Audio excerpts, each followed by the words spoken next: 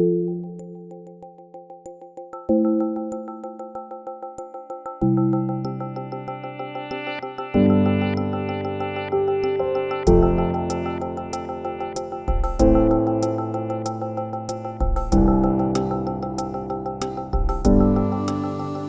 we prepare for Rio, we have a large number of athletes that are in our athlete pool for potential selection.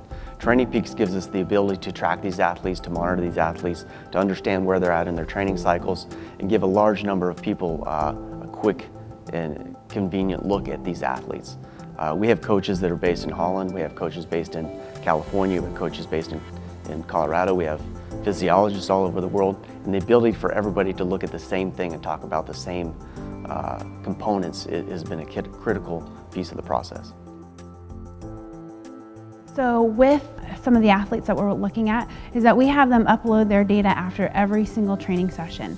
So we're getting every power file, every heart rate file, every GPS file, whether it's on the road or the track for the women's team pursuit. And what we're doing then is that at the end of every day or even after very specific sessions, we can go in and look at the data and then provide instantaneous feedback for that specific session, and also look at it on an ongoing basis over the course of a week, 2 weeks, 3 weeks, a month, and then really over the next 8 weeks leading up to Rio for our final preparation.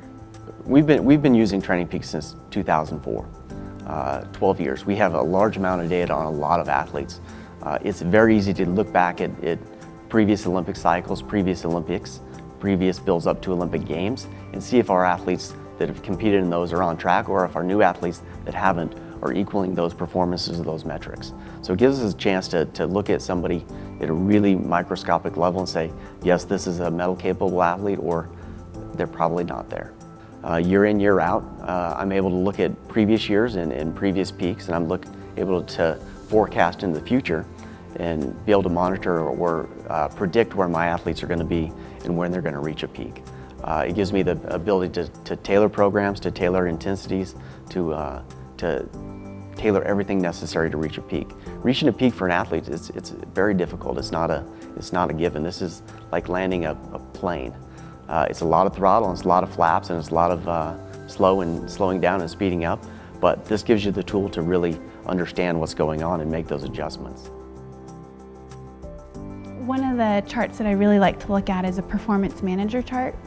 And the nice thing with that is it just gives you a quick snapshot of a 30,000 foot perspective of, are we on track? Are we doing too much? Are we not doing enough? So that's a really quick and easy one that you can show coaches and athletes if they have quick questions without getting into the details.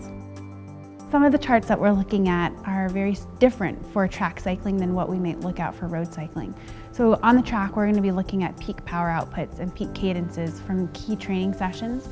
So the goal is between now and Rio that we're seeing either the trend go up, so meaning they're gaining more power and they're maximizing on their cadence, or that they're maintaining.